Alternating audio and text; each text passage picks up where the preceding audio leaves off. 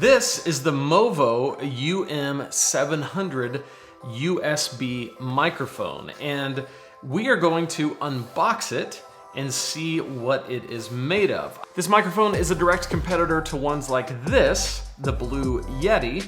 Both of them are USB, both of them sit on a table, and we're gonna see which one we like better. The good folks over at MOVO sent me this for free, but I'm gonna give it an honest review as I always do. So let's get on with the unboxing.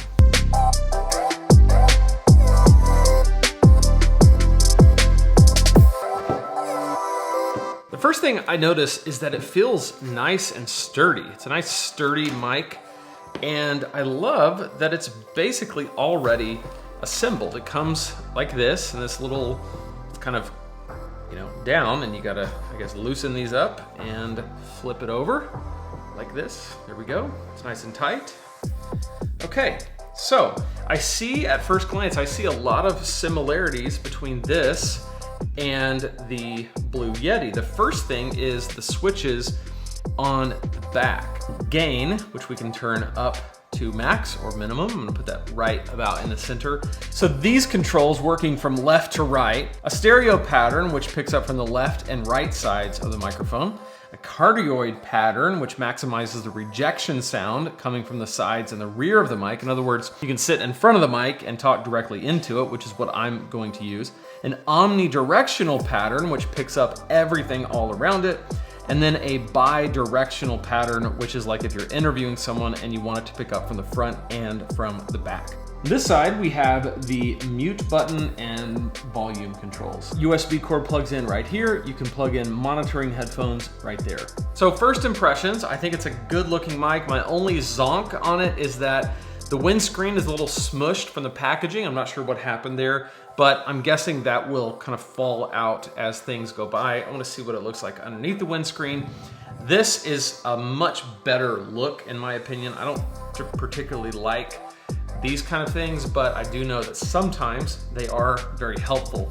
But it just got a little smushed, which I don't like that. But I'm gonna take it off. In terms of hardware, the only other thing that comes with it is the USB cord.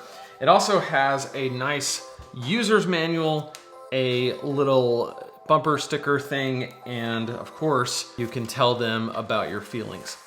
So far, this thing is very similar to the Blue Yeti. I think the real test is gonna be, what does it sound like?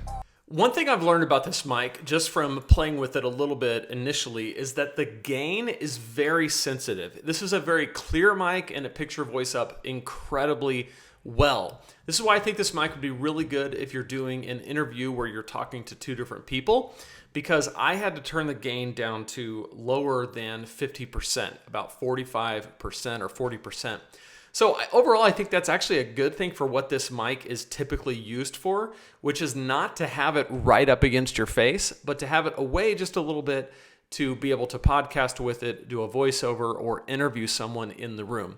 And again, I have this set up where it is coming from the front of the mic and it's picking my voice up there. Overall, I think for the price point on this mic, which is very low, it's lower than the Blue Yeti, I think it's a really good deal for what you're getting. It's a very solid mic. To be honest, a lot of mics in this price point don't feel this solid and don't have this crisp of a sound. I haven't done anything to the audio. I'm not gonna do anything to the audio. What you're hearing is just plug and play. I've plugged it in and I'm talking into it. I do want to see now what it sounds like with the windscreen on, which I don't typically use, like I said, but let's take a look. So this is with the windscreen on, and I don't know that it's made all that much of a difference. It might be a little bit quieter, but it's gonna not pick up on some of the P sound, some of the coming out of my mouth. It kind of helps with that. Overall, I think this is a great sounding mic. Again, for the price point, you really can't beat it.